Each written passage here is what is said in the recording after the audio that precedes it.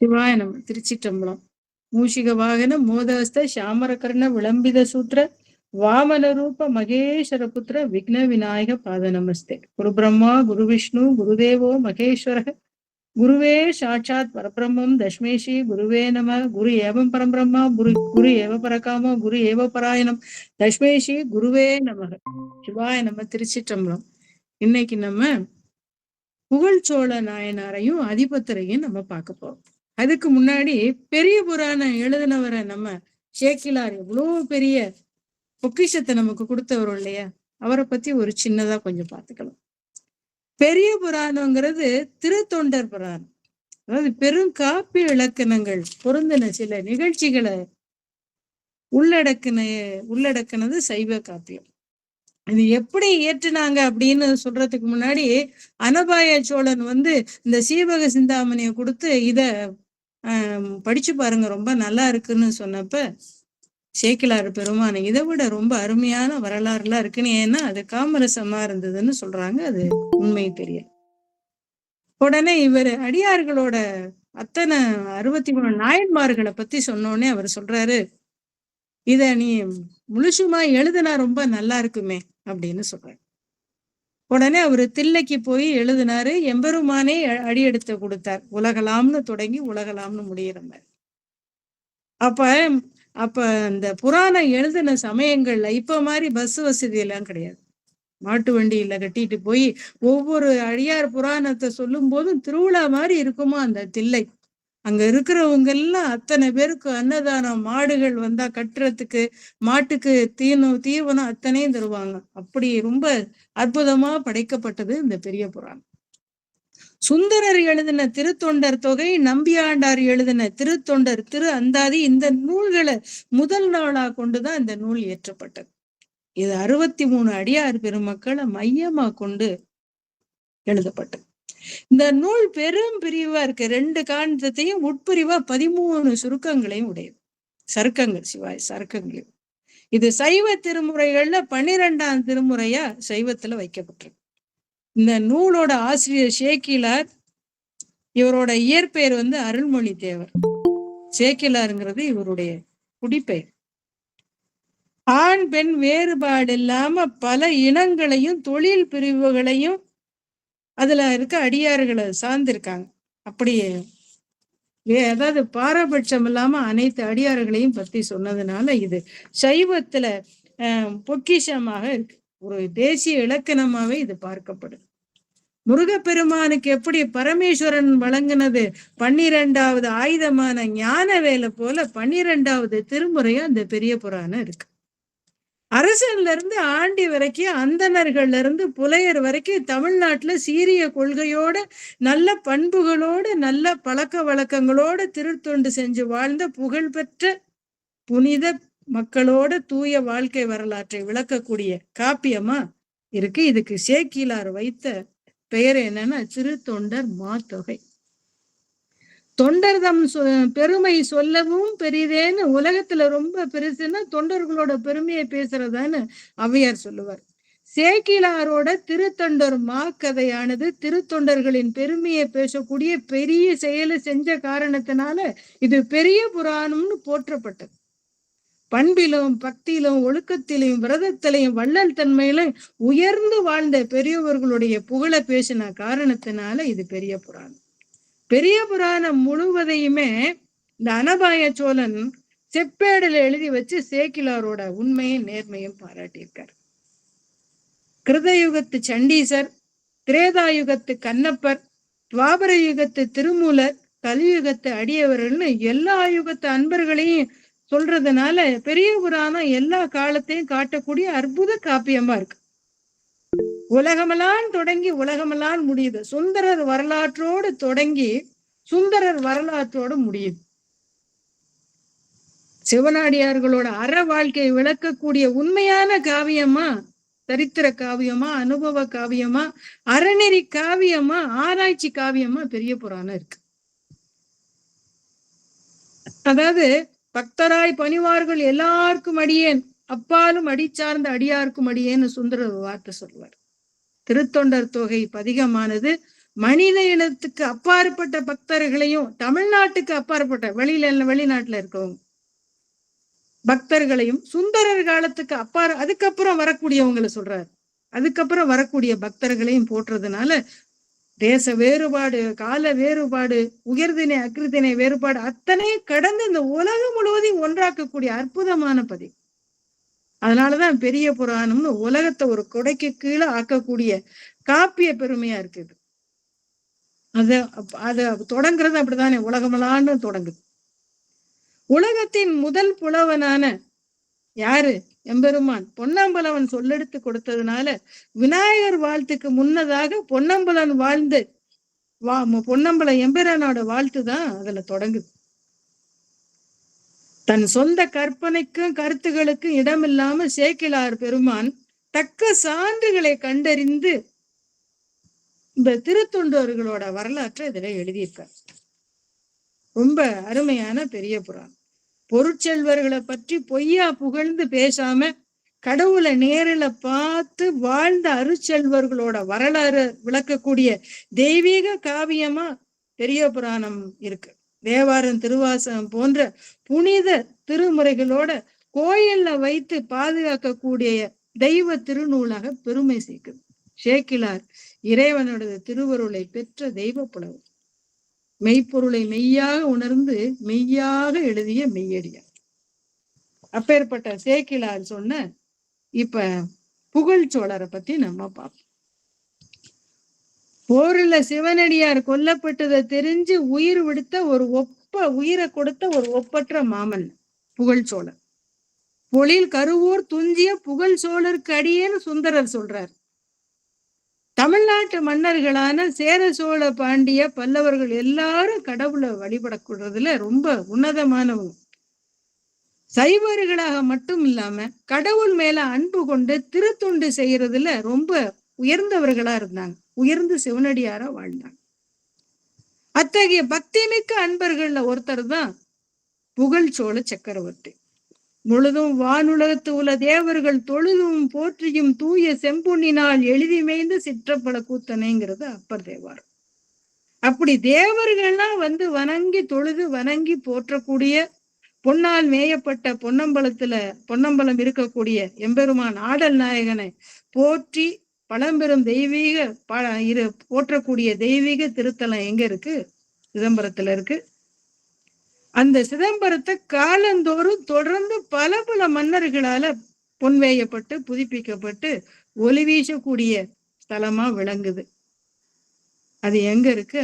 சோழ நாட்டுல இருக்கு. அப்பேற்பட்ட புண்ணிய பூமி சோழ நாடு. தில்லை மூதூரை கொண்ட புண்ணிய பூமி தான் சோழ நாடு. செத்து பிறக்கக்கூடிய மனிதர்களையோ தோற்றமும் முடிவும் உள்ள தேவர்களையோ, தோற்ற முடிவும் உள்ள தேவர்கள்னு ஏன் சொல்றோம்? பிரளய காலத்துல அவங்களும் எத்தனை இந்திரர் போயினர்கிறார்ல, அப்ப அவங்களும் இந்த பிரளய காலத்துல ஊழி காலத்துல எம்பெருமானோட அடங்கக்கூடியவங்க. அந்த தெய்வங்களையோ பொய்யான கடவுள்னு சொல்லி பொய் நெறி இல்லாம எல்லாருக்கும் அப்பாற்பட்டவர் யாரு? எம்பெருமான். எல்லாத்தையும் கடந்து நிற்கக்கூடிய எம்பெருமானையே வணங்கக்கூடிய சைவ திருநெறியில வந்த பக்தர்களை கொண்டதுதான் அந்த சோழர் குலம். பிறப்பு அவதாரம் போன்று மாசுகள் எதுவும் எம்பெருமான் அமலன் நிம்மலன் ஏன் சொல்றோம்? பிறப்பிறப்பு அற்றவன்.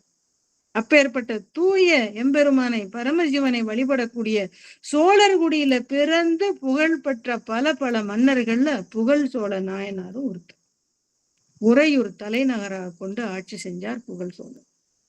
அறத்திற்கே அன்பு சார்ப என்ப அறியார் மரத்திற்கு அத்தே துணைங்கிறது திருக்குறள். அன்று ஆளின் கீழ் இருந்தங்கு அறம் உரைத்தான் ஆயிடனும் கொண்டான்கான் புறம்பூண்டுன் பூண்டோடேன்னு திருவாசகம் சொல்லுது. அப்ப அறத்துக்காக மட்டும் இல்லாம மரத்திற்கும் அன்புதான் துணையா இருக்குங்கிறத உணர்ந்து திருவருள் வலிமையாலும் படைபலத்தாலும் பகை மன்னர்களை வென்று உயிர்களை பாதுகாத்து ஆட்சி புரிந்தான்.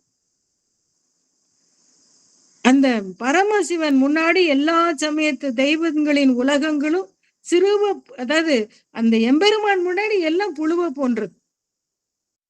அப்படி எம்பெருமான வழிபடுறதுதான் பெருசு, அதுதான் உயர்வுன்னு அந்த புகழ் சோழனா நினைக்கிறார்.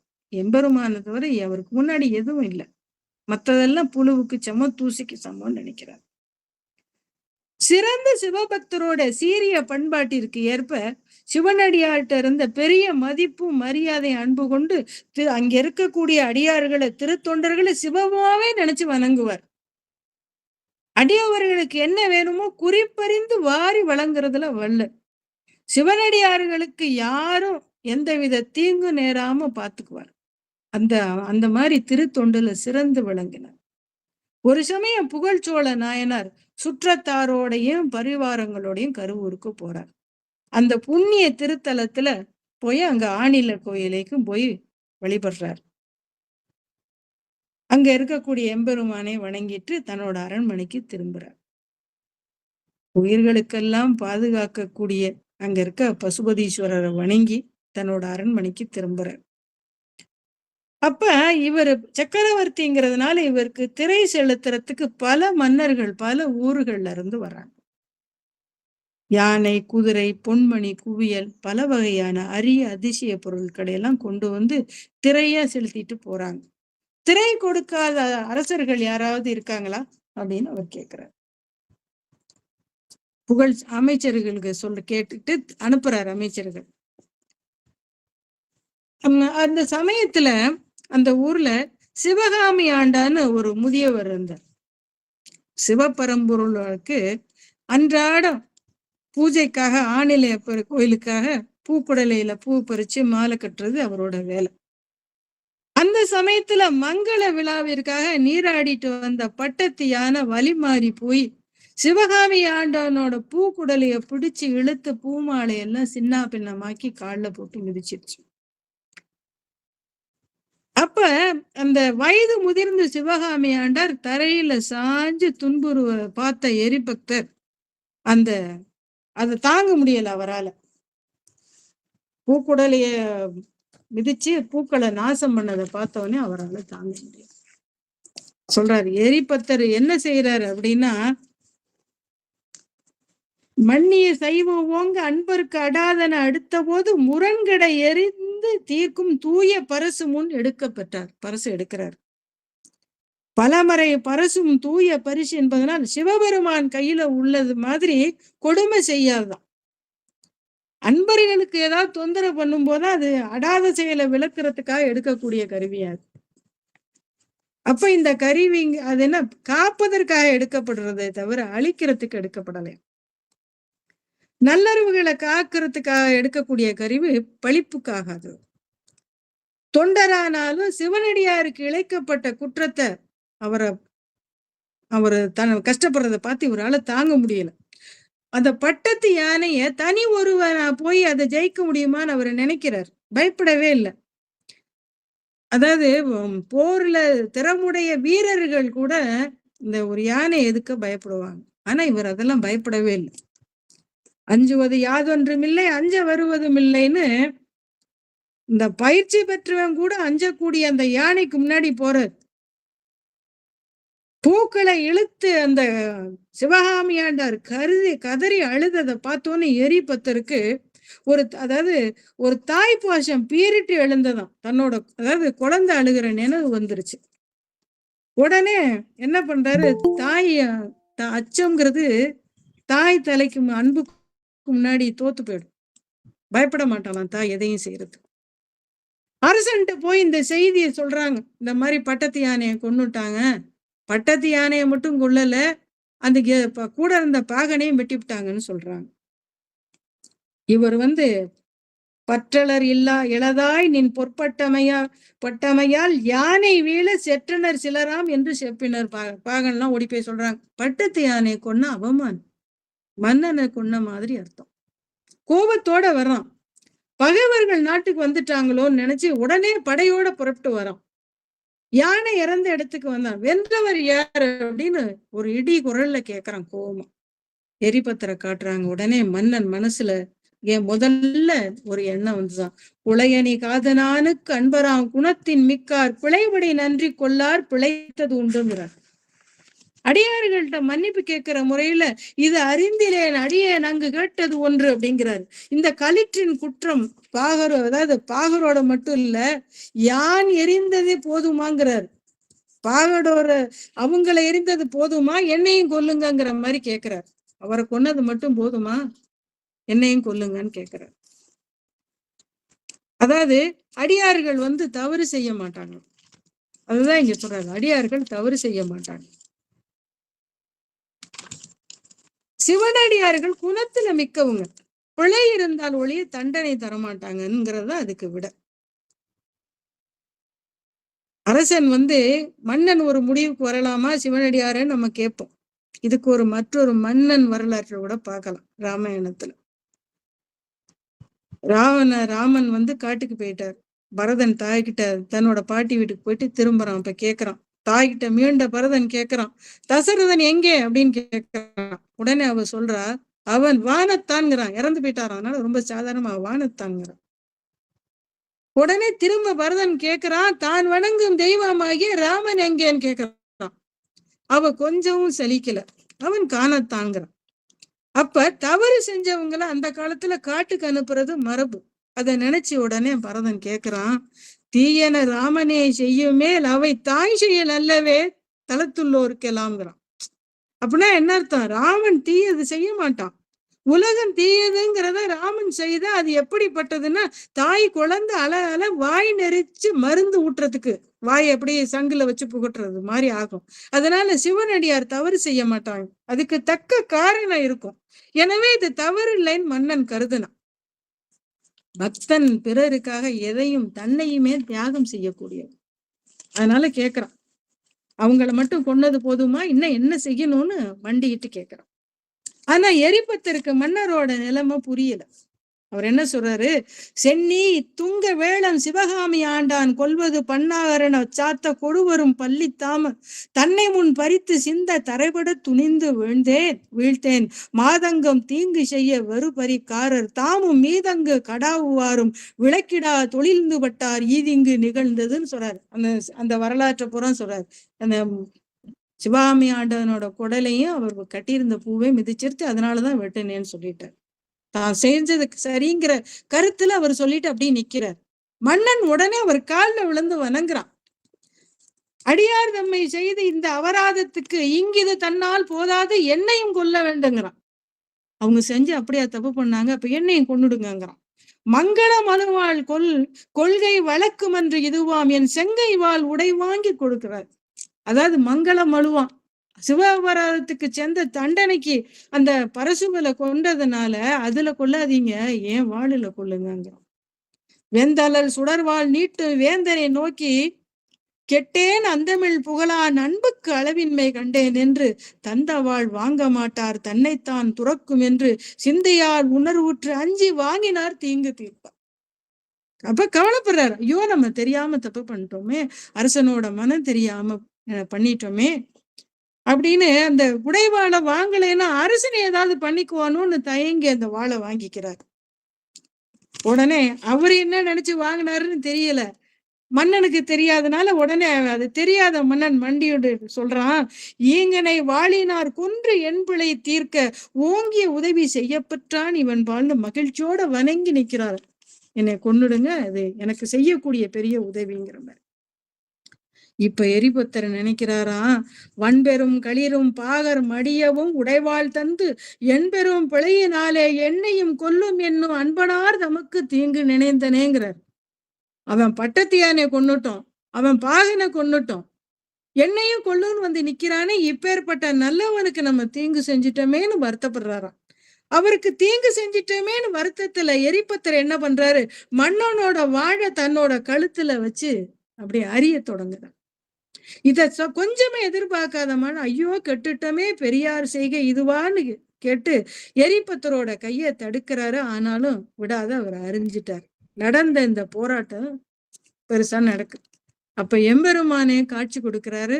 இறந்த பட்டத்து யானை உயிரோட வருது, அந்த பாகனும் உயிர் தழுறாங்க. அந்த சிவாமி ஆண்டவனோட பூக்குடலில பூக்கள் நிரம்புது. அப்ப சந்தோஷத்தோட குதிரையில கோபமா வந்த மன்னனை அந்த பட்டத்து யானையில ஏற்றி அனுப்புறார் எரிபத்தர். இப்ப ஒரு பேரரசரோட யானை பட்டத்து யானை அவன் தலைநகரிலே கொல்லப்பட்டுருச்சுங்க. பகைவர்கள் செய்ய முடியாத செயல்பட்டதுன்னு கேள்விப்பட்ட மன்னர் ரொம்ப கோபத்தோட தான் வந்தான். சற்றென சிலராம்னா பகைவர், அதாவது ஒரு சாதாரண விஷயம்தான், யானை கொன்னது ஒரு பெரிய விஷயம் இல்ல. உன் யானையை கொல்லக்கூடிய பகை மன்னன் யார், தீங்கு செஞ்சவர் யார், பிழைபடி நன்றார் கொண்டார் முடிவுக்கு வந்தார் இல்லையா? அரசனுடைய பட்டத்து யானை அவனுடைய தலைநகரிலே கொல்லப்பட்ட, அது பெரிய அவமானம். ஆனா அடியார் பிழைபடி நின்றின்னு கொண்டாருன்னு சொல்லிட்டார் பாருங்க. அது எவ்வளவு பெரிய சிறப்பு. அப்ப தொண்டராகவும் அரசராகவும் ஆண்டியாகவும் இருக்கலாம். சிவபெருமான் முன்னாடி எல்லாரும், அன்பிற்கு முன்னாடி எல்லாரும் ஒண்ணு. பூவை சிந்திட்ட அற்பு காரணத்துக்காக கொண்டுட்டாரு அப்படின்னு தெரிஞ்சவனே தப்பிக்க முடியாம அரசன் வந்து கவலை இல்லாம நிக்கிறார் பாருங்க எரிபத்தர். அதுதான் சிறப்பு. குணத்தின் மிக்கவரா இருக்கணும்ல. அரசன் வந்துட்டான்லாம் பயந்து ஓடல. யானை இறந்தா சினங்கொல்லாம ஆத்திரப்படாம சிவனடியார் தப்பு செய்ய மாட்டாருன்னு நினைச்சிருந்தாருல்ல. சிவனடியார் இருந்தால் கேடும் ஆக்கமும் கெட்ட திருவினார்னு அடியாரு கூறின இலக்கணத்துல வலுவாம மன்னன் இருந்தான். அடியார் நடந்தது என்னன்னு சொன்னாலும் இறைவனுக்கு மலர சிந்துறது பாவமா இருந்தாலும் அரசனை பொறுத்த வரைக்கும் அது சாதாரண குற்றம்தான்.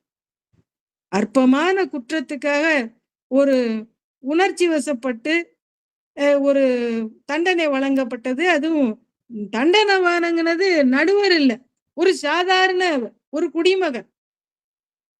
பாகனுக்கு இழைத்த தவறுக்கு தானும் பொறுப்புன்னு இல்லாம தன்னையே வாள் அவர் கையில கொடுத்து தன்னை தண்டிக்குமாறு நின்னார் பாருங்க. அது எவ்வளவு பெரிய விஷயம் பாருங்க.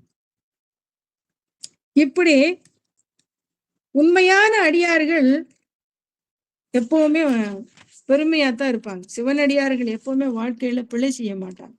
தன்னலம் இல்லாத செயல்களோட அவங்க இருப்பாங்க. சிவனடியார்கள் குற்றம் செய்ய மாட்டார். ஆனா அவங்க வருந்தபடி செய்தா அதுக்கு தண்டையை நம்ம கட்டாயம் நம்ம பெற்றே ஆகும். சிவனடியார் வருந்தும் அளவு நாம் தண்டனை செஞ்சோம்னா அதுக்கு நம்ம அனுபவிக்கணுங்கிறார். இது எப்படி சொல்றாருன்னா, இந்த மன்னர் இறுதியில தன்னோட பணியாளர்கள் செஞ்ச தவறுக்காக உயிர் திறக்கிற நிலை ஏற்பட்டுச்சுங்கிறார். எரிபத்தர் பணி முடிஞ்சிருச்சு. அதிகன்பரோட போர் தொடுக்கணும். எல்லாரும் வரி கொடுத்துட்டாங்க. யாரு கொடுக்கலைன்னா அதிகன்கிறவன் வரி கொடுக்கல. அது அவருக்கு தெரிஞ்சிருச்சு.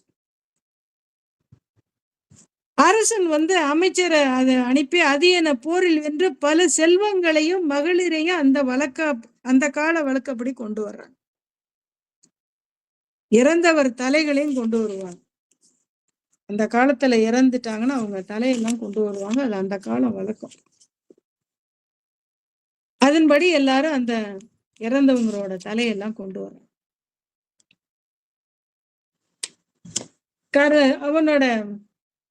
இவனோட போர் படைக்கு முன்னாடி நிக்க முடியல அந்த அதிகன் வந்து கடல் போன்ற பெரும்படையோட போரிடுறான். அவனால நிக்க முடியல, தோற்று போனான். வெற்றி பெற்ற சோழர் படை வெற்றி விழா கொண்டாடு. இறந்த வீரர்களோட தலையெல்லாம் வச்சு கொண்டு வருவாங்க. அந்த கால வழக்கம்னு சொன்னேன், அது மாதிரி கொண்டு வர்றாங்க. அங்க கொண்டு வந்தப்பதான் அவருக்கு தெரியுது அதுல ஒரு ஜடாமுடியோட ஒரு தலை இருக்கு. அதை பார்த்த உடனே அவர் அதிர்ந்து போறார்.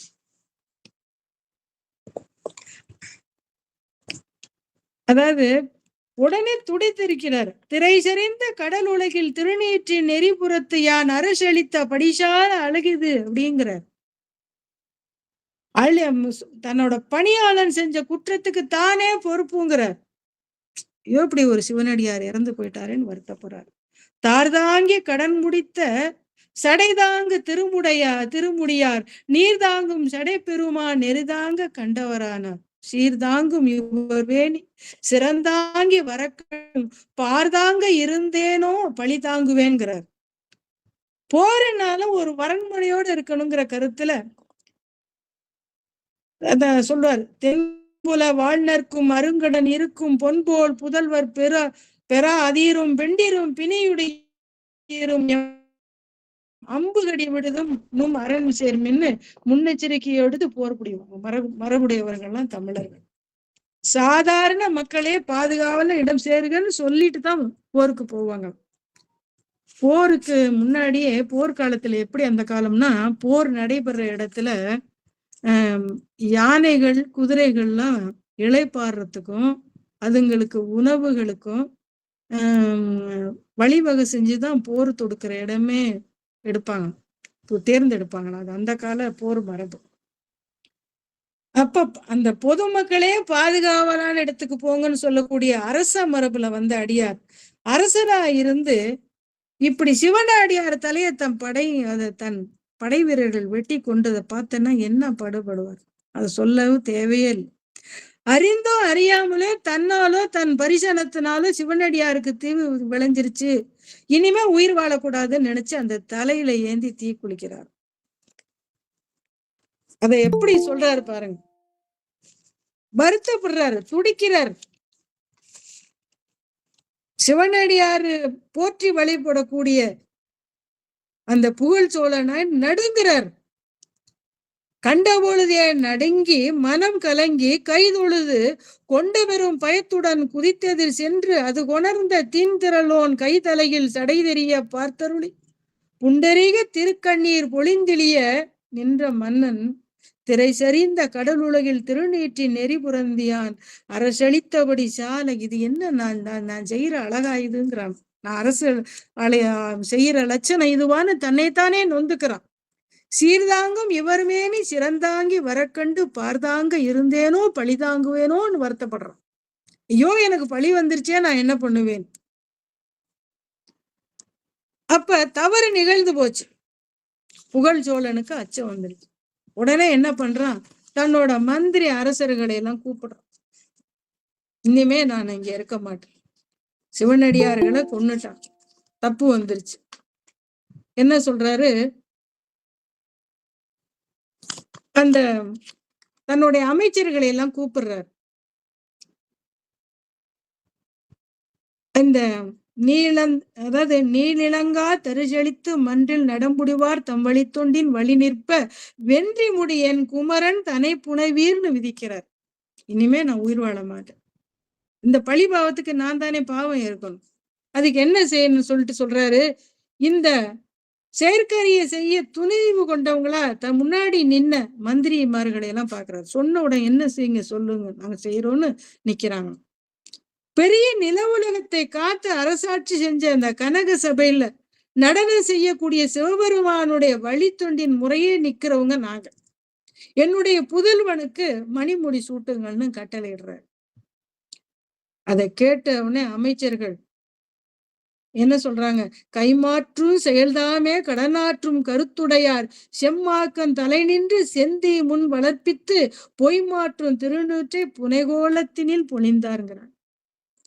கைமாற்று செய் கடனே நம்ம தான் செய்யணும், செஞ்ச தப்புக்கு அந்த கடனை நம்ம தான் சொல்லுவாங்கல்ல, உப்பு தின்னவன் தண்ணி குடிப்பாங்கிற மாதிரி. இவர் நான் புகழ் சேல நாயனார் அந்த கடனை நான் தீக்கணும்னு சொன்ன உடனே எல்லாரும் வருத்தப்படுறாங்க, மந்திரிமார்கள்லாம். அவங்களையெல்லாம் அரசன் தேற்றுறான். நன்மார்க்கத்தில் முதன்மையா இருந்து சிவந்த அக்கினிய முன்னாடி வளர்க்கிறான். அந்த அஞ்ஞானத்தை ஒழிக்கும் திருவெண்ணீர் அணிந்து திருக்கோலத்தோடு வர்றார். கண்ட சடை சிரத்தினையோர் கனகமணி களத்தில் ஏந்தி கொண்டு திருமுடி தாங்கி குலவும் எரிவலம் கொள்வார் அண்டர்பிரான் திருநாமத்து அஞ்செழுத்தும் எடுத்து ஓதி மண்டுதலர் பிளம்பிடை மகிழ்ந்தருளி உள்புக்க. எப்படி பாருங்க, அந்த தான் பார்த்து அந்த சடையுடைய அந்த புன்சடையுடைய தலை என்ன பண்றாரா, ஒரு தங்க தட்டுல வைக்கிறார், அதுல ஒரு ரத்தின கலசத்தை வச்சு அதுல ஏந்திக்கிட்டு வர்றார். ஏந்தி தன்னோட எப்படி அதுவும் தன்னோட திருமுடியில தலையில வச்சு தாங்கிக்கிட்டு இந்த கொழுந்து விட்டெறிகிற அக்கினிய வலை செஞ்சு தேவர்கள், ஆமா புகழ்துணை நாயனார் தான், அந்த திருநாமமான அந்த பஞ்சாத்தரத்தை எடுத்து உச்சரிச்சுக்கிட்டு பற்றி எளிகிற அந்த தீ கொழுந்துல அப்படி புகுந்துட்டார் புகழ்துணை நாயனார். அப்ப அக்னியில புகுந்தப்போ தேவர்கள்லாம் மலர் மாறி பொறிஞ்சாங்கலாம். புக்க பொழுதலர் மாறி புவி நிறை பொழிந்திலிய மிக்க பெரும் மங்கள தூரியும் விசும்பின் முளகெடுப்ப செக்கர் நெடுஞ்சடைமுடியார் சிலம்பளவு சேவடியின் அக்கருணை திருநீழல் ஆறாமைய மங்கள்.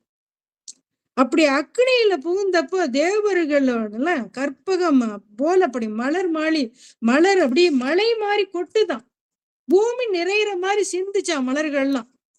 பெரிய மங்கள வாத்தியங்கள்லாம் ஆகாயத்துல முழங்குச்சான். செவ்வானம் போல நீண்ட சடையுடைய எம்பெருமான் திருவடி கீழே, கருணை திருவுருவமாக எம்பெருமான் திருவடி கீழே நீங்காம இருந்தாரா இந்த புகழ்ச்சோழ நாயனார். வெற்றி முரசு கொண்ட கடல் போலும் பெருஞ்சேனை உடைய சேர சோழ பாண்டியர் மூவேந்தர்கள் முதன்மையான தேன் பொருந்திய நறுமணம் கமலும் ஆத்திமாலை அணிந்த புகழ்ச்சோழ நாயனாரோட திருத்தொண்டை நம்ம பார்த்தோம். அடுத்து நம்ம பார்க்க போறது அதிபத்த நாயனார் புராணம். சிவான் இந்த அதிபத்த நாயனாரை பத்தி சொல்றார். சுந்தரர் என்ன சொல்றாருன்னா, விரிதிரை சூழ் கடல்நாகே அதிபத்தருக்கு அடியேன்கிறார். அதிபத்தரை பத்தி நம்ம சொல்லும் போது அவர் ஒரு மீனவ குலத்துல பிறந்தவர். ஒரு பேரரசின் தலைமை அமைச்சரா இருந்தவர். மேட்டுக்குடி வாழ்க்கை முறைகளை எப்படி தெரிஞ்சு இப்படி சேக்கிலார் எழுதியிருக்காருன்னு நினைச்சா, ஏன்னா அவர் அமைச்சரா இருந்தவர். அடித்தட்டுல இருக்கிறவங்களோட வாழ்க்கையை விரிச்சு எழுதுறது ரொம்ப பெரிய விஷயம். அப்ப எழுத்துல வடிச்சது ரொம்ப ஆச்சரியம். அரசினர்கள் என்ப வாழ்க்கை முறை வேற, தொழில் முறை வேற. ஆனா இவர் மீனவர். நாகப்பட்டினத்துல வாழ்ந்தவர் இந்த அதிபத்தர். நாகப்பட்டினம் துறைமுகமாகவும் சோழர் காலத்திலேயே ரொம்ப சிறப்பா இருந்தது. துறைமுகமா இருந்ததுனால ஏற்றுமதி இறக்குமதி இதெல்லாம் நடைபெற்றதுனால ரொம்ப செல்வ செழிப்போட இருந்தது. வாணிபம் பெரிய நகரமா இருந்ததுனால பல்வேறு நாட்டு மக்களும் தங்கின இடமா இருந்தது. நீடுதொல் புகழ் நிலம் 18லும் நிறைந்த பீடு தங்கிய பல பொருள் மாந்தர்கள் பெருகி கோடி நீள்தன குடையுடன் குவலையங்காலும் ஆடி மண்டிலம் போல் அத வணிகிலர் மூதூருங்கிறார். இப்ப பன்னாட்டு மக்கள் அங்க வாழ்ந்தாங்க. காஸ்மோபாலிட்டன் சிட்டிங்கிறோம்ல, அது மாதிரி. கரி பரித்தொகை மணி துகில் சொரிவதாம் கலந்துதான்ங்கிறார். அப்படின்னா என்ன அர்த்தம்? கடல் வாணிகத்துல அப்ப கப்பல்ல குதிரைகள்லாம் வந்தது, யானைகள் வந்தது, பொன்மணிகள் துணிகள் இதெல்லாம் கொண்டு அங்க வியாபாரம் நடந்ததுன்னு சொல்றாரு. அப்ப இந்த மேட்டுக்குடிய சார்ந்த பன்னாட்டு மக்களும் அதே வாழ்ந்த அந்த ஊர்ல இந்த அதிபத்தரும் அந்த ஊர்ல வாழ்றாரு. பெரிய படகுகளை கூட்டமா செல்லக்கூடியவங்க இந்த பரதவர்கள். பரதவர்கள்னா மீனவர்கள். பெரிய வலையை விரிச்சு கரையை அடைஞ்சு அந்த வலைகள்ல பெரிய வடக்கயிற்றை விரிச்சு அதுல வரக்கூடிய மீன்களை பிடிக்கிறத நம்ம பார்க்கலாம். இப்பவும் நம்ம சென்னை துறைமுகத்திலையும் கடற்கரை பகுதிகளையும் இதே முறையில தான் இன்னமும் செய்யறாங்க. அப்ப சுந்தரர் வாழ்ந்த காலத்துல இப்படிதான் நடந்திருக்குங்கிறத நம்ம பார்க்கிறோம். அப்ப அந்த வாணிகங்கள் அப்படி நடந்திருக்கு அங்க. அப்ப இந்த விரிதிரை சூழ் கடல் நாகை அதிபத்தனுக்கு அடியேன்னு ஏன் சொல்றாரு? அவதாரம் பிறவின்னா மாசு மலங்கள் எதுவும் இல்லாத சிறந்த செம்பொருளான பரமசிவம் எழுத்தருளி காத்தருள் புரிகின்ற கடலோர தலங்கள்ல நாகப்பட்டினமும் அத நாகை காயாரோகணம்னு சொல்லுவாங்க. ஆதிசேஷன், ராகு, கேது, வாசுகி முதலிய நாகங்கள்லாம் இங்க இருக்கக்கூடிய சிவப்பரம்பொருளை வழிபட்டு சிறப்பான வாழ்வு பெற்றதுனால இதுக்கு நாகப்பட்டினம்னு பேர். ஒரு நாமம் ஓர் உருவம் ஒன்று இல்லான்னு சொல்லுது திருவாசகம். இன்ன ஒரு இன்ன நிறம் என்று அறிவதேல் அரிது நீதி பலவும் தன்ன உருவாம் என மிகுந்தவன்னு சம்பந்தர் சொல்றார். அப்ப இன்ன பெயர் இன்ன ஊர் இன்ன நிறம்னு சுட்டி காட்ட முடியாம எல்லாவற்றையும் கடந்தவன் இந்த பரம்பொருள். இந்த பராவரத்தின் இருபால் வடிவமான அர்த்தநாரீஸ்வரமும் இங்க இருக்கு. இந்த அர்த்தநாரீஸ்வர இடப்பாகத்திலிருந்து உமையம்மை அந்த இடம் வேணும்னு பூஜையும் தவமும் பண்ணாலும் நியமத்தோட பூஜை பண்ணதுனால பராசக்திய பரமசிவன் தன்னோட திருமேனியில இங்க ஏத்துக்கிட்டதுனால அவரும் அதாவது அர்த்தநாரீஸ்வரர் போல இருக்கு. அது மட்டும் இல்ல, அங்க புண்டரீக மாமுனிவரும் தவம் பண்றார். அதனால அவரையும் தன்னோட மேனியில ஏற்று அருள் புரிஞ்சதுனால காயாரோகணம்னு இதுக்கு பேர். காயம்னா உடல், ஆரோகணம்னா ஏற்றுக்கொள்ளுதல். இது அதனால இப்போ அது காரோகணம்னு மருவி போயிடுச்சு. ஆகம விதி வலுவாம பூஜைகளும் திருவிழாக்களும் ரொம்ப அருமையா நடைபெறக்கூடிய ஸ்தலம் நாகை காரோகம். சப்த விடங்க தலங்கள்ல இதுவும் ஒண்ணு. இந்திரன், குபேரன் முதல்ல 8 திசை காவலர்களும் சனி பகவானும் பராசர முனிவரும் சிவபூஜை செஞ்சு வழிபட்ட தொன்மையான புண்ணிய தலம் காயாரோகம். அதான் நாகப்பட்டினம். வழிபாட்டில் தவறாத சிறந்த பக்தர்களும் ஞானிகளும் பெருகி காணக்கூடிய அந்த நாகை காரோண தலத்துல எழுந்தருள்ளது இன்னதுன்னு சுட்டி காட்ட முடியாதபடி உள்ள பரம்பொருளான சிவலிங்கத்தை பராசக்தியுடனும் முருகனுடனும் எழுந்தருளி இருக்கிறார் அந்த விடங்கமூர்த்தி. அது மட்டும் இல்ல, இருபால் வடிவமான அர்த்தநாரீஸ்வரரையும் வழிபட்டு பயனடைஞ்ச அடியவர்கள் எண்ணற்றவர்கள். 3 ஆண்டு மழலை பருவத்திலே கடவுள் ஞானம் பெற்று முற்றும் உணர்ந்த தெய்வ குழந்தையான திருஞான சம்பந்தரால போற்றப்பட்ட பக்த பெருமக்களையும் அர்த்தநாரீஸ்வரர் சந்நிதியம் கொண்டது இந்த புண்ணியத்தலம். இந்த தலத்துல இருந்த நுழைப்பாடிங்கிற ஊர்ல அதிபத்தருங்கிற மீனவ தலைவர் வாழ்ந்தார். மீனாக அவதாரம் எடுத்து பூஜை செஞ்ச மகாவிஷ்ணுக்கு மரக்கருணை காட்டி திரும்பவும் வைகுண்ட வாழ்வை அருளி செய்த மீனேஸ்வரன் திருநாமம் ஓதக்கூடிய மெய்யடியது. மீன்வலை வீசிய காணவன் கடலில் வளைவானன்னு திருவாசகம் சொல்லி ஒரு மீனவனாக எழுந்தருளி கடல்ல வலை வீசி மீனவர்களுக்கு அருள் புரிந்த சொக்கலிங்க பெருமானின் திருவடிகளை நினைந்து வாழக்கூடிய சிவபக்தர். மாமிச தொழில் செய்யக்கூடிய மீனவர் குலத்துல பிறந்தாலும் சிறந்த மெஞ்ஞானம் உடையவரா இருந்தார். இதனால பிறப்பு உள்ள மனிதர்கள் முன்ன சொன்ன மாதிரிதான் தோற்றம் உள்ள தேவர்கள் இந்த மாதிரி பொய் நரிக்கெல்லாம் போக மாட்டார். மலமற்றவன் இல்லை எம்பெருமான், பிறப்பு அறப்பற்றவன், உலகன் அழகன். அப்ப அந்த செம்பொருளான எம்பெருமானை பரம்பொருளை வழிபடக்கூடிய சிவபக்தரா இருந்தார். இறைநெறியில சிறந்து விளங்கினார். நாள்தோறும் நீராடி நெற்றியில் நீரணிந்து அந்த கோயிலுக்கு சென்று நாகேஸ்வரரை வழிபடுவார். மீனவர்களோட தலைவரா இருந்ததுனால அதிபத்தர் தினமும் வலையில விழக்கூடிய முதல் மீனை தனக்கு வாழ்வழித்த எம்பெருமானோட திருநாமத்தை ஓதி அந்த தனிப்பெரும் கருணையை எண்ணி கடல் அன்போட விட்டுட்டு வர்றது ஒரு விரதமா வச்சிருந்தார். அதுக்கப்புறம் வரக்கூடிய மீன்களைத்தான் விற்று தன்னோட குலத்தொழில செஞ்சார். முதல்ல கிடைக்கிற மீனை 5 எழுத்த ஓதி கருணையோட கடல்ல விட்டு ஜீவகாரண்ய தொண்டுல கொஞ்சம் கூட நழுவாம நியமத்தோட வாழ்ந்தார். ஒரு நாள் அது தினமும் இதே மாதிரிதான் நடக்குமா? ஒரு நாளைக்கு ஒரு நாள் எம்பெருமான் திருவருள் பொழியக்கூடியவர் இல்லையா, திருவிளையாடல்காரர் இல்லையா. வழக்கம் போல அதிபத்தர் வலையில முதல் மீனை அதாவது சொல்லுவாங்கல்ல, மும்மூர்த்திகளுக்கு முற்பட்ட ஆதி நாயகனாகிய மூலமூர்த்திக்கு வணங்கி கொடுத்தாச்சு. அந்த மீனை போட்டாச்சு. அடுத்து மீன் கிடைக்கவே இல்லை. மறுநாள் போறார், மறுநாள் மீன் கிடைக்கல. இப்படி அடுத்து அதுக்கப்புறம் ஒவ்வொரு மீன் தான் கிடைக்குது அவரோட வலையில. வேற மீன் பிடிபடவே இல்லை. பல நாட்கள் இப்படி ஒரு மீன் மட்டுமே வலையில விழுந்ததுனால அதை பிறவி கடலுக்கு அப்பாற்பட்ட சிவபெருமானோட நாமத்தை ஓதி அதை கடல்ல விட்டுட்டு வந்துருவார். குடும்பம் வறுமையில வாடுது.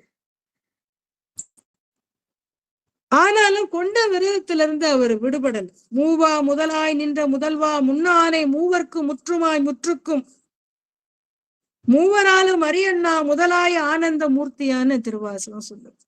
அப்ப மும்மூர்த்திகளுக்கும் எல்லாருக்கும் மூல முதல் பொருளா இருக்கக்கூடிய சிவ பரம்பொருளை எண்ணி முதல் மீனை கருணையோட கடல்ல விடுத்து அதுக்கு வாழ்வு கொடுத்தார். களிமீன் கவர்வார் மாசு உடம்பினர் இடுக்கன் உய்ப்பார் களிக்கரை படுமீன் கவர்வார் அம்மன்னு சம்பந்தர் சொல்றார். மாமிசம் உண்ண மாட்டோம்னு சமணர்கள் சொல்றாங்க, சமண குருமார்கள். ஆனாலும் மீனை சாப்பிடுறதா அவங்க பண்பு. அப்படி இருந்தாலும் மீனவர் குலத்துல பிறந்தாலும் மீனவர் தலைவரா இருந்தாலும் சிவபக்தரா இருந்தாரு இந்த அதிபத்தர். உடல் தளர்ந்தாலும் பக்தியில திருத்தொண்டிலையும் கொஞ்சம் கூட தளரலையாம். இப்ப நம்மளே இருக்கோம், நிறைய வேலை செய்வோம், இவ்வளவு வேலை செஞ்சிட்டோமா நினைச்ச உடனே உடல் சோர்ந்து போகும். ஆனா இவருக்கு சாப்பிடல, வறுமை பசி பட்டினி, உடல் தான் சோர்ந்தது, மனம் சோரலையாம். அதான் சொல்றாரு, உடல் தளர்ந்தாலும் பக்தியிலையும் திருத்தொண்டிலையும் கொஞ்சம் கூட தளராம கொண்ட விரதத்துல சிறந்து விளங்கினார். நமச்சிவாய நாம ஓதி அந்த அந்த கடவுள் பக்தியினால கொண்ட விரதத்தை கைவிடாம இருந்தாராம். தன்னை வறுமை வாட்டினாலும் மீன்களுக்கு வாழ்வளிக்க கூடிய இந்த ஜீவகாரணிய சைவ ஒழுக்கத்திலிருந்து அதிபத்தர் வலுவவே இல்லை. அதனால பிறவாத பேரின்ப பெருவாழ்வுக்கு தகுதி உடையவரா மாறிட்டார்.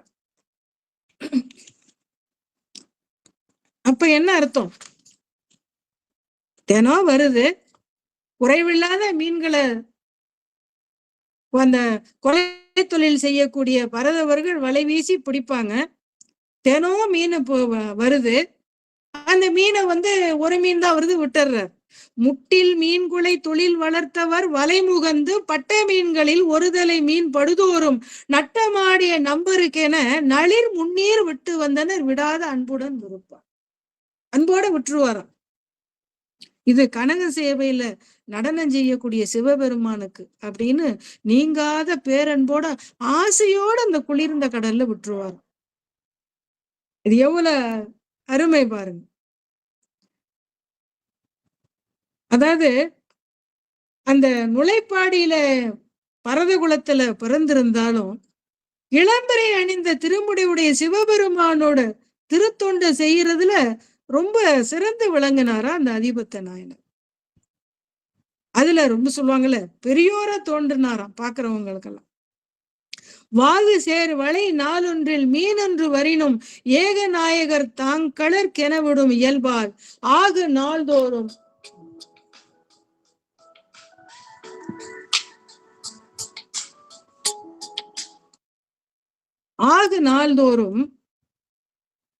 ஆகு நாள்களில் அநேக நாள் அடுத்தொரு மீனே மேக நீர்படி வேலையிற் பட விட்டு வந்தார். அதாவது கடல்ல வீசுற ஒரு நாள்ல ஒவ்வொரு நாள் தினம் இதே ஒவ்வொரு மீன் தான் அகப்பட்டது.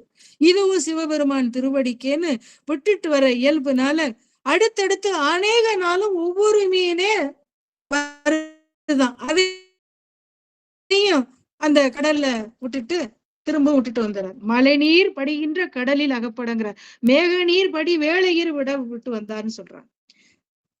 மீன் விளை பெருகுணவில் பெரு செல்வம் தான் மறுத்தலின் உணவின்றி அருங்கிளை சாம்பும் பான்மையும் பற்றியும் வருந்திலர் பட்ட மீன் ஒன்று மான்மறி கரத்தவர் கலர்க்கென விட்டு மகிழ்ந்தார். மீனை வெளிப்படுத்தினாதானே காசு வரும், பணம் வரும். உணவு காரணம், உணவுக்கு என்ன வழி? மீனை வித்தாதானே. அப்ப அந்த பெருஞ்செல்வம் குறைஞ்சு போச்சு. மீன் விற்காதனால மீன் இல்ல, வறுமை வாட்டிருச்சு. உணவு இல்லாம அவரோட சுற்றத்தார்களும் வருந்துறாங்க. இவர் மட்டுமா வருத்தப்பட்டிருப்பாரு? அப்ப அந்த காலத்துல எல்லாரும் கூடி வாழ்ந்த காலம். தாய் தகப்பன், அண்ணன் தம்பி, அத்தனை குழந்தைங்க எத்தனை பேர் இருந்திருப்பாங்க. அத்தனை பேர் வறுமையில வாடுறாங்க. வளையில் பட்ட ஒரு மீனையும் மான்கன்று ஏந்திய திருக்கரத்தையுடைய சிவபெருமானுடைய திருவடிக்கேன்னு விட்டுட்டு சந்தோஷப்பட்டாராம். எவ்வளவு சந்தோஷப்பட்டிருக்கு. ஐயா நமக்கு சாப்பாடு இல்லைன்னு கவலைப்படல, எம்பெருமானுக்கு ஒரு மீன் கிடைச்சிச்சேன்னு நினைச்சு சந்தோஷப்பட்டாராம். ஒரு மீனாவது எம்பெருமானுக்கு விடுறதுக்கு கிடைச்சதேன்னு.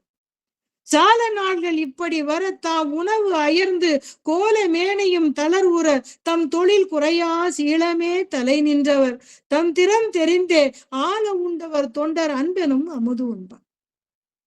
இப்படி அநேக நாள் வர தாமும் உணவு ஒளிந்து தன்னோட அழகான திருமேனி தளண்டு போச்சான். அப்படி அதாவது நடக்க முடியல, அசந்து போனாலும் அந்த திருத்தொண்டுல கொஞ்சமும் குறையாத நல்லொழுக்கத்தோட சொல்றாரு, தம் தொழில் குறையா சீலமே தலை நின்றவர்ங்கிறார்.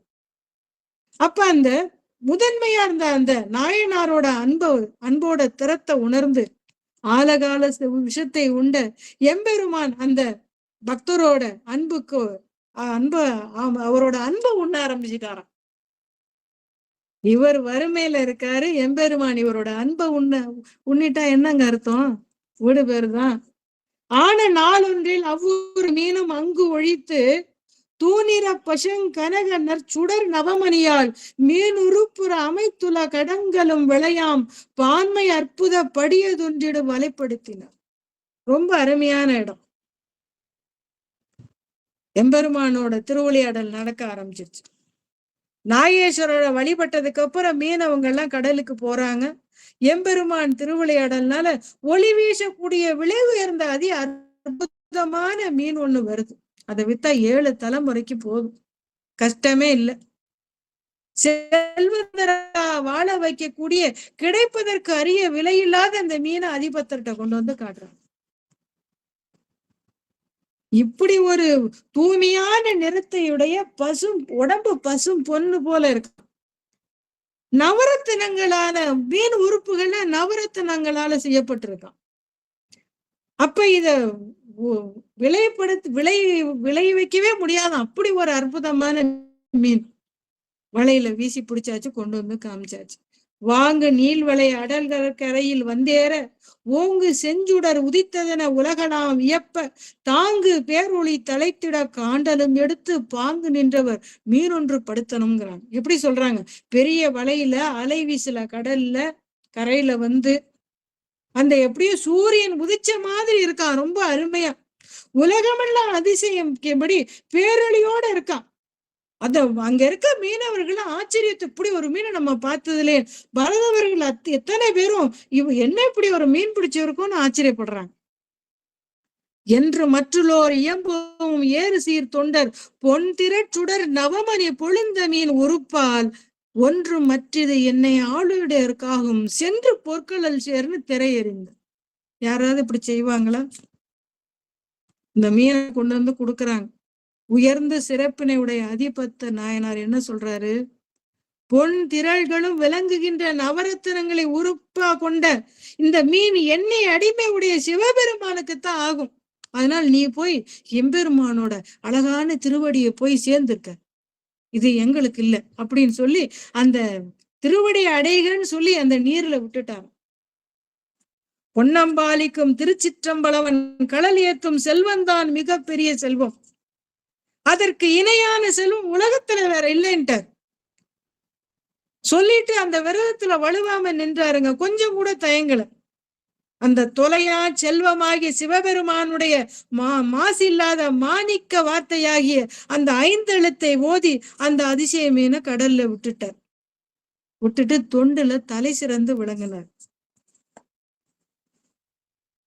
அப்ப சர்வ அந்த அகில லோகமும் பொருள் முதல் தாம் எனும் அளவில் புகழும் அப்பெரும் பற்றினை புறையற எரிந்த இகழில் மெய் திரு தொண்டர் முன் இறைவர் தம் விடைமேல் முகில் விஷம்புடைய அணைந்தனர் மொழிந்தனர் முகை. சர்வ லோகங்களுக்கும் பொருளே முதன்மையானது. என்ன சொல்லுவோம்? பொருள் இல்லாருக்கு இவ்வுலகில் இடமில்லை, அருள் இல்லாருக்கு எவ்வுலகிலும் இடமில்லை. காசு சொல்லுவோம்ல, பணம்னா பணமும் வாய திறக்கும். அப்ப சர்வ பொருள் தான் முதன்மையானது. அதுக்கு மாறா நடந்தாரு அந்த அதிபத்தர். அந்த பொருள் தான் முதன்மைன்னு சொல்லக்கூடிய அந்த பெரும் பற்றை நீக்கிட்டாராம். அது குற்றம்னு நீக்கிட்டாராம். அந்த குற்றம் நீங்க அறவே ஒழிச்சிட்டாராம். எனக்கு பொருள் மேல இருக்கிறது அது குற்றம் அப்படின்னு அதை நீக்கி பகை இல்லாத மெய்மையாக அந்த அதிபத்த நாயனாருக்கு முன்னாடி சிவபெருமான் ரிஷபத்து மேல ஏறி காட்சி கொடுக்கிறார் ஆகாயத்துல. அதுக்கு மேல அவரால் தாங்க முடியல. அதிபத்த நாயனோரோட அன்பையும் விரதத்தையும் பார்த்த அந்த சொக்கநாதர் நந்தி வாகனமா திருக்காட்சி கொடுக்கிறார். பொய்யில்லாத மெய்யடியவரா வாழ்ந்த அதிபத்தருக்கும் சுற்றத்தாரும் அளவில்லாத ஆனந்தத்தை அடைந்து கை கூப்பி தொழுது அப்படி கண்ணீர் பெருக வணங்குறாங்க. இப்ப நம்ம சொல்லுவோம், இப்ப எம்பெருமான் வந்திக்கு கூலி ஆளா வர்றாரு. கூலி ஆளா வரும்போது என்ன நடக்குது? கூலி ஆள் வேணுமான்னு கேட்டுக்கிட்டு வர்றாரு. கேட்டுட்டு வரும்போது அந்த ஏதாவது சத்தம் கேட்டா நம்ம உள்ள இருந்து எட்டி பார்ப்போம்ல, பார்த்தவங்களுக்கு எல்லாம் முக்தி. அங்கே வேலை செய்ய போறார் அமைச்சர், தொண்டர், மன்னன், எத்தனை பேர். வந்திக்கு மட்டும் முக்தி இல்ல, அங்க அத்தனை பேருக்கு முக்தி. எத்தனை பேர் பார்த்திருப்பாங்க? அத்தனை பேருக்கு முக்தி. அதே மாதிரி குதிரை சேவகனா வந்தார் பாருங்க, அப்ப எத்தனை பேர் அவரை பார்த்திருப்பாங்க? அரசன் பார்த்திருப்பான், மந்திரிகள் அத்தனை பேரும் பார்த்திருப்பாங்க. கண்டாலே போதுமே. சுந்தரேஸ்வரர் ஒரு பாட்டுல இந்த இடைமருதுங்கிற உன்னால பாட முடியலையா, கேட்டாலே போதுங்கிறார். அப்படின்னா என்ன அர்த்தம்? எல்லாராலையும் படிக்க தெரியாதவங்க எத்தனை பேர் இருப்பாங்க? படித்தவங்க படிப்பாங்க, படிக்க தெரியாதவங்க படிக்க தெரிஞ்சாலும் ஊமையா இருக்கிறவங்க எத்தனை பேர், வாய் பேச முடியாதவங்க, அவங்களுக்கு கேட்டாலும் போதும்ங்கிற மாதிரி இங்க இருக்கிற சுற்றத்தார்கள் அத்தனை பேரும் பார்த்தாங்களாம் எம்பெருமான் அங்க இருக்கிறது. அந்த மேகங்கள்லாம் சூழ அந்த ஆகாயத்துல அப்படியே எழுந்தார். மலர் தேவர்கள்லாம் மலர் மாடி பொழிகிறாங்க. பஞ்சநாதமும் எழுந்தன அதிபத்தர் பணிந்தே அஞ்சலி கரஞ்சை விசை அணிந்து நின்றவரை நஞ்சுவான் மணி மிடற்று சிவலோகம் நன்னி தன் சிறப்புடைய அடியார் பங்குற தலை அளித்தார். ஐவகை நாளங்களும் ஆகாயத்துல ஒலிக்குதான். தேவ துந்துவி முழங்குது ஆரவாரத்தோட. அதிபத்த நாயனார் வணங்கி அஞ்சலியா குவித்த திருக்கரங்களை தலைமையில வச்சுக்கிட்டு நிக்கிறார். அந்த நாயனார நஞ்சு ஒருந்திய ஒளி விளங்கக்கூடிய கண்டத்தை விட எம்பெருமான் தன் சிவலோகத்தை அடைந்து அழகான சிறப்புடைய அடியார்களோட இருக்கிற மாதிரி வச்சுட்டார். அவருக்கு மட்டும் இல்ல, அவரை சேர்ந்த சுற்றத்தார்களும் வந்துட்டாங்க. தம் குல தர்மத்தை செய்கின்ற பரத அதாவது மீனவர் மரபுல அவதரித்தாலும் தன்னோட பெரிய தொண்டின் மெய்மையால விரும்பி செய்தருன அதிபத்தர் நாயனாரோட திருவடியை நம்ம வணங்குவோம்.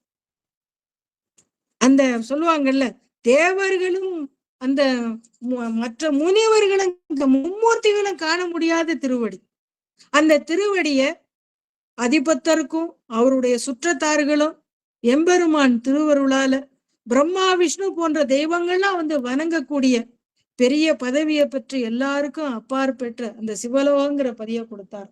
சிவலோக பதவிய அதிபத்த நாயனாருக்கு கொடுக்கிறார். சிவகணங்களாகி பேரின்ப பெருவாழ்வு அடைஞ்சார். அப்ப சுந்தரரால் போற்றப்பட்டார். இந்த அதிபத்தருடைய புராணத்தையும் புகழ்ச்சோழ நாயனார் புராணத்தையும் நம்ம படிச்சிருக்கோம். இறைவன் அருளால எல்லா வளமும் நலமும் நமக்கு கிடைக்கும். எம்பெருமான் திருவடியை வணங்குகிறேன். பொன்னும் மெய்ப்பொருளும் தருவானை, போகமும் திருவும் புணர்ப்பானை, பின்னையன் பிழையை பொறுப்பானை, பிழையலாம் தவிர பணிப்பானை, இன்னதமேன் என்று அறிவொன்னா எம்மானை எளிவந்த பிரானை, அன்னவைகும் வயல்பணத்து அணி ஆரூரானை மறக்கலும் ஆமை. இங்கு வந்த அடியார்கள் அனைவரையும் வணங்கி என் குருநாதரையும் இங்க இருக்க சிவனடியார் அனைவர் திருவடியை வணங்கி வாய்ப்பளித்த சாந்தாம்மாவுக்கும் நன்றி கூறி அத்தனை அடியார்களை வணங்கி விடைபெறுகிறேன். சிவாய நம.